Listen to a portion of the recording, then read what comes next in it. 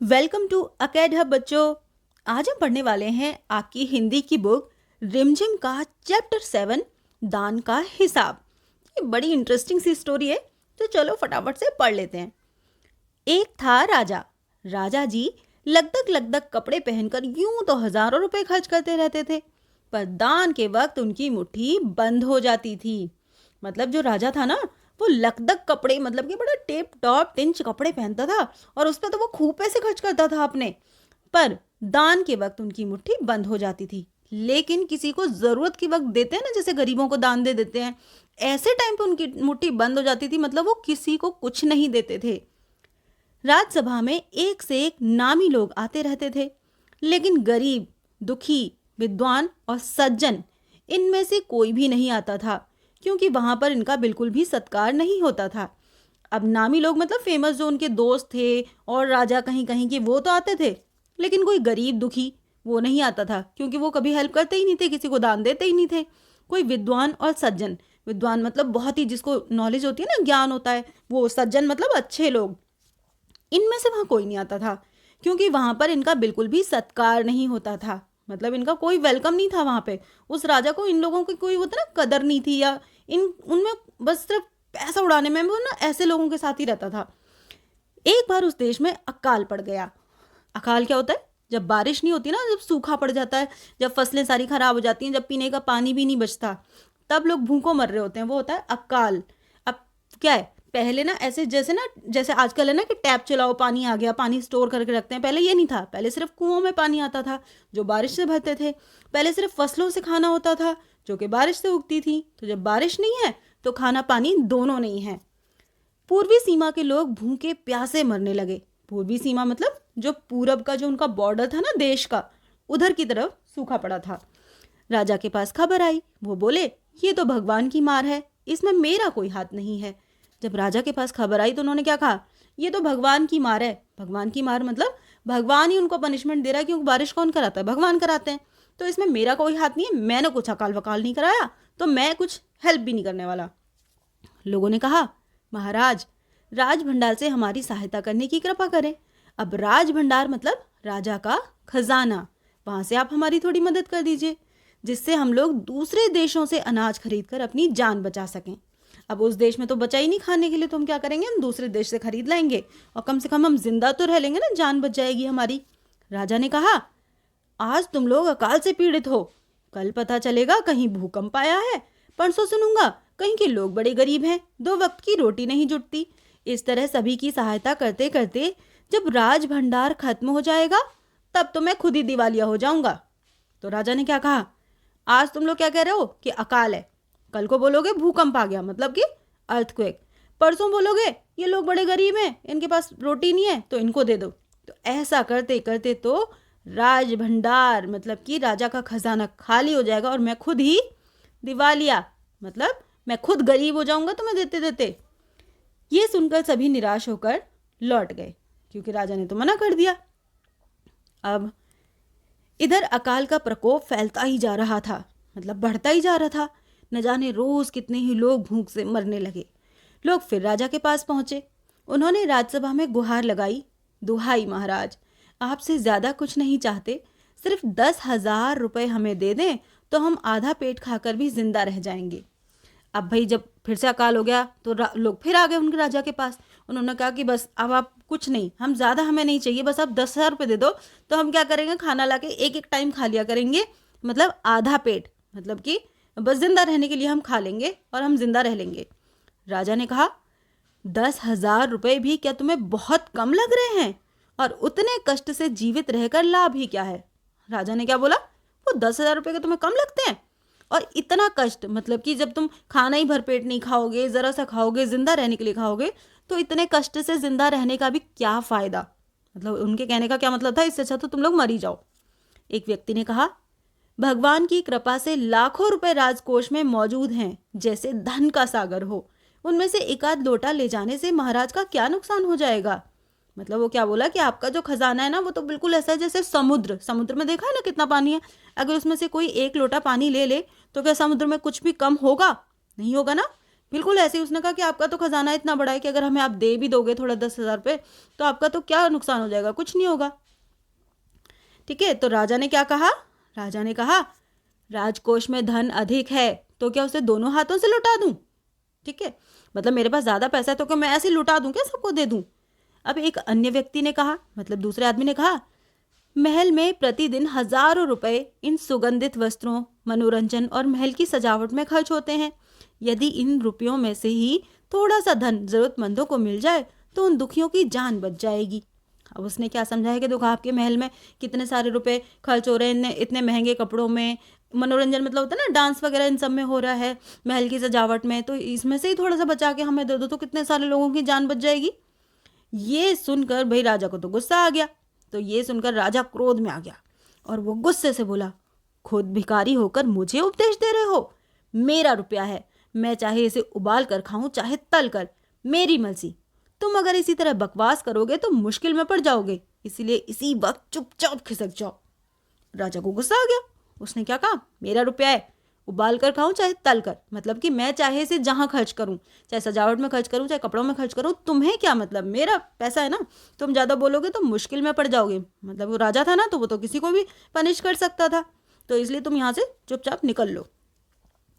राजा का क्रोध देखकर लोग वहां से चले गए। ठीक है, अब जब वो गुस्सा हो गया तो लोग चले गए। अब क्या करते क्या? राजा हंसते हुए बोला छोटे मुंह बड़ी बात, अगर 100-200 रुपए होते तो एक बार सोच भी सकता था। पहरेदारों की खुराक से 2-4 दिन कम कर देता खुराक और रकम पूरी हो जाती, मगर 100-200 इन लोगों का पेट नहीं भरेगा। एकदम 10,000 मांग बैठे, छोटे लोगों के कारण नाक में दम हो गया। अब वो राजा क्या बोला? छोटे लोग ज्यादा मांगते रहते हैं, अगर 100-200 की बात होती ना तो मैं दे भी देता, लेकिन सीधे 10,000 मांग लिए। और वो 100-200 भी उसने कैसे सोचा? पहरेदारों की खुराक 2-4 दिन कम कर देता। मतलब कि वो देता जरूर 100-200, पर उसमें भी जो उसके यहाँ होते ना गेट पे खड़े रहते हैं ऐसे, उनको उनकी डाइट कम कर देता, उनको खाने को कम देता, तो वो अपने पैसे बचा लेता, ये रकम पूरी हो जाती, वो भी वो अपनी जेब से नहीं देता ऐसे। तो उसने कहा इन लोगों ने बड़ा नाक में दम कर रखा है मांग मांग की, क्योंकि ये छोटे लोग हैं। अब ये सुनकर वहां उपस्थित लोग हाँ हूँ करके रह गए। मतलब जो राज्यसभा में होता है ना, मंत्री सब बैठे होते हैं, उन्होंने हूँ हाँ कर दिया राजा के कहने पे। मगर मन ही मन उन्होंने भी सोचा राजा ने ये ठीक नहीं किया, जरूरतमंदों की सहायता करना तो राजा का कर्तव्य होता है, राजा का काम होता है ना अपनी जनता को सुखी रखना, उसके सुख दुख का ख्याल रखना। 2 दिन बाद न जाने कहाँ से एक बूढ़ा सन्यासी राज्यसभा में आया। उसने राजा को आशीर्वाद देते हुए कहा दाता कर्ण महाराज। कर्ण आपको पता है ना, फेमस है दान के लिए, सबसे बड़ा दानी कौन था? कर्ण। तो उन्होंने वही बोला, दाता कर्ण महाराज, बड़ी दूर से आपकी प्रसिद्धि सुनकर आया हूँ। प्रसिद्धि मतलब बड़े फेमस हो आप, तो आपका बड़े नाम है जगह जगह, सन्यासी की भी इच्छा पूरी कर दो। अपनी प्रशंसा सुनकर राजा बोला जरा पता तो चले तुम्हें क्या चाहिए, यदि थोड़ा कम मांगो तो शायद मिल ही जाए। राजा अपनी मतलब उसने बोल दिया ना कि भाई आप तो कर्ण जैसे दाता हो तो बस ठीक है। ये सुन के वो खुश हो गया, उसने कहा ठीक है मांगो क्या चाहिए, थोड़ा बहुत मांगोगे तो शायद मैं दे दूं। सन्यासी ने कहा मैं तो सन्यासी हूँ, मैं अधिक धन का क्या करूँगा, मैं राजकोष से 20 दिन तक बहुत मामूली भिक्षा प्रतिदिन लेना चाहता हूँ। मेरा भिक्षा लेने का नियम इस प्रकार है, अब ध्यान से सुनना, मैं पहले दिन जो लेता हूँ दूसरे दिन उसका दुगना, फिर तीसरे दिन उसका दुगना, फिर चौथे दिन उसका दुगना, इस तरह से प्रतिदिन दुगना लेता हूँ। भिक्षा लेने का मेरा तो बस यही तरीका है। राजा बोले तरीका तो समझ आ गया, मगर पहले दिन कितना लेंगे यही असली बात है। अब राजा बोला ठीक है, चलो ठीक है मैं समझ गया, डबल डबल करके लोगे, पर आप ये बताओ कि पहले दिन कितना लोगे। 2-4 रुपयों से पेट भर जाए तो अच्छी बात है, मगर एकदम से 20-50 मांगने लगे तब तो 20 दिन में काफ़ी बड़ी रकम हो जाएगी। राजा ने कहा ठीक है, देखो 2-4 रुपये मांगो तो ठीक है हम दे देंगे 20 दिन तक, पर ऐसा नहीं 100-200 मांग लो। सन्यासी ने हंसते हुए कहा महाराज मैं लोभी नहीं हूँ, आज मुझे 1 रुपया दीजिए, फिर 20 दिन तक दुगने करके देते रहने का हुक्म कर दीजिए। मतलब पहले दिन मुझे सिर्फ 1 रुपया चाहिए, कल डबल हो जाएगा, मतलब कल कितने देने पड़ेंगे 2, नेक्स्ट डे 4, ऐसे। ये सुनकर राजा मंत्री और दरबारी सभी की जान में जान आ गई कि चलो 1 रुपया मांगा है, डबल होते होते भी कितना हो जाएगा 20 दिन में, राजा ने हुक्म दे दिया कि सन्यासी के कहे अनुसार 20 दिन तक राजकोष से उसे भिक्षा दी जाती रहे। ठीक है। सन्यासी राजा की जय जयकार करते हुए घर लौट गए। राजा के आदेश के अनुसार राज भंडारी मतलब जो राज खजाने का ध्यान रखता है ना, पूरे टाइम जो उसके पैसों का हिसाब किताब रखता है, वो प्रतिदिन हिसाब करके सन्यासी को भिक्षा देने लगा। इस तरह 2 दिन बीते, 10 दिन बीते।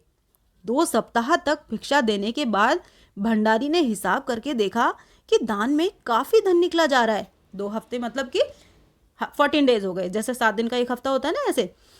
ये देखकर उन्हें काफी उलझन होने लगी। भाई जब उन्होंने हिसाब किया ना उसका, तो उन्हें देखा ये तो बहुत ज्यादा पैसे हो गए।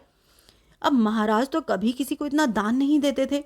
उसने ये बात मंत्री को बताई कि ये तो बहुत ज्यादा पैसे हैं, राजा ने कैसे कह दिया दान देने के लिए। मंत्री से पूछा उन्होंने। मंत्री ने कुछ सोचते हुए कहा, वाकई ये बात तो पहले ध्यान में ही नहीं आई थी, मगर अब कोई उपाय भी नहीं है। महाराज का हुक्म बदला नहीं जा सकता। अब मंत्री ने कहा कि भाई ठीक है तो बड़ी रकम, पर राजा ने कहा है तो देनी तो पड़ेगी, हम मना नहीं कर सकते उनके हुक्म को। इसके बाद फिर कुछ दिन बीते। भंडारी फिर हड़बड़ाता हुआ मंत्री के पास पूरा हिसाब लेके आ गया।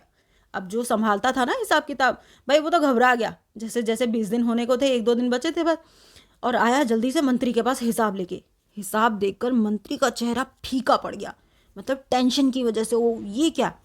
वो अपना पसीना पोंछकर, सिर खुजलाकर, दाढ़ी में हाथ फेरते हुए बोले, ये क्या कह रहे हो? अभी से इतना धन चला गया है? तो फिर 20 दिनों के अंत में कितने रुपए होंगे? भंडारी बोला, जी पूरा हिसाब तो नहीं किया है। मंत्री ने कहा, तो तुरंत बैठकर अभी पूरा हिसाब करो कि भाई 20 दिन तक आखिर टोटल पैसे जाएंगे कितने। भंडारी हिसाब करने बैठ गया। मंत्री महाशय अपने माथे पर बर्फ की पट्टी लगाकर तेजी से पंखा झलवाने लगे। उन्हें टेंशन की वजह से माथे पे पट्टी रखी, पंखा चल रहा है, पसीने आ गए उन्हें। कुछ ही देर में भंडारी ने पूरा हिसाब कर लिया, मतलब उसने टोटल कर लिया। मंत्री ने पूछा, कुल मिलाकर कितना हुआ?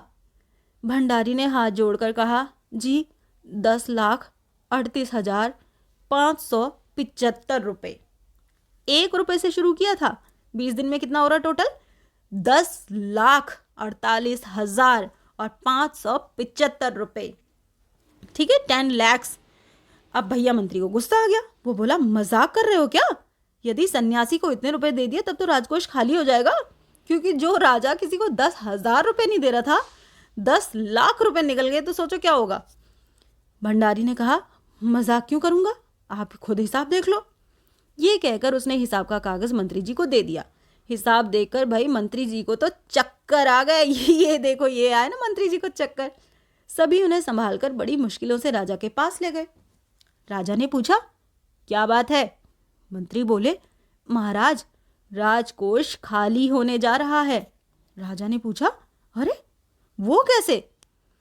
मंत्री बोले, महाराज सन्यासी को आपने भिक्षा देने का हुक्म दिया है, ठीक है, मगर अब पता चला है कि उन्होंने इस तरह राजकोष से करीब 10 लाख रुपए झटकने का उपाय कर लिया है।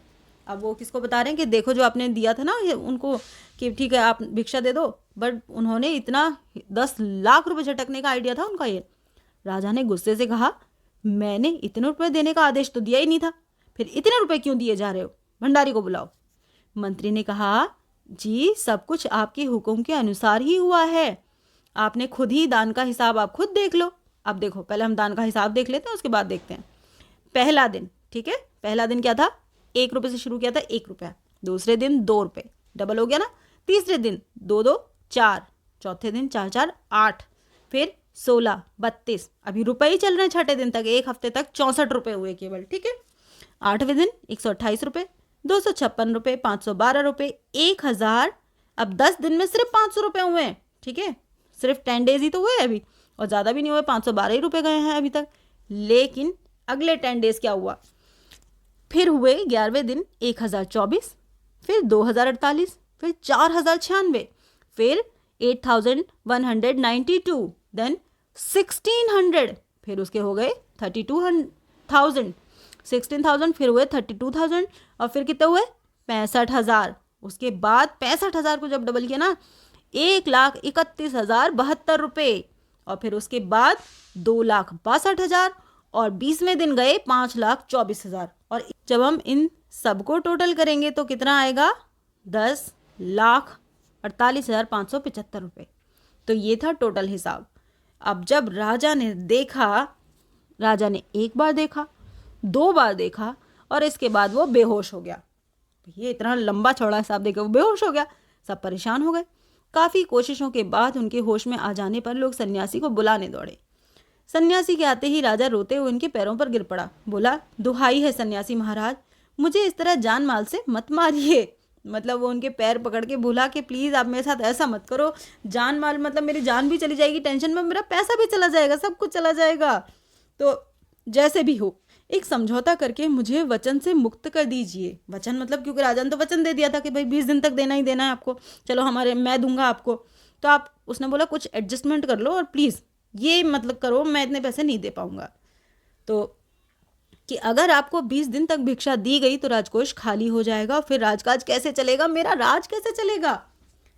सन्यासी ने गंभीर होकर कहा, इस राज्य में लोग अकाल से मर रहे हैं, मुझे उनके लिए केवल 50,000 रुपये चाहिए। वो रुपया मिलते ही मैं समझूंगा मुझे मेरी पूरी भिक्षा मिल गई है, बस मुझे और कुछ नहीं चाहिए। राजा ने कहा, परंतु उस दिन एक आदमी मुझसे कह रहा था कि उन्हें सिर्फ 10,000 रुपये बहुत होंगे।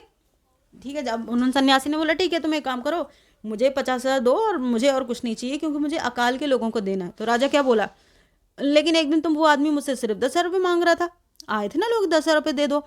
सन्यासी ने कहा, मगर आज मैं कहता हूं कि 50,000 से एक पैसा तुमसे कम नहीं लूंगा। अब राजा तो कंजूस था ना, इसलिए वो सोच रहा था 10,000 में काम चल जाए। अब सन्यासी ने बोला, नहीं मैं तो 50 ही चाहिए मुझे। राजा गिड़गिड़ाया, मंत्री गिड़गिड़ाए, सभी गिड़गिड़ाए, मगर सन्यासी अपने वचन पर डटा रहा। मतलब सबने उनको खूब प्लीज प्लीज प्लीज कहा कि प्लीज कम में मान जाओ, पर उन्होंने हाँ की ही नहीं। आखिरकार लाचार होकर राजकोष से 50,000 रुपये सन्यासी को देने के बाद ही राजा की जान बची। पूरे देश में खबर फैल गई कि अकाल के कारण राजकोष से 50,000 रुपये राहत में दिए गए हैं।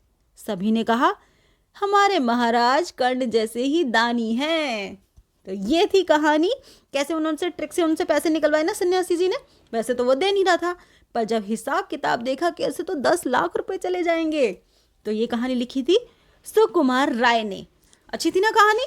अगर आपको समझ में आई हो तो वीडियो को लाइक करना, चैनल को सब्सक्राइब करना, और मिलते हैं अगले चैप्टर के साथ। तब तक के लिए बाय बाय।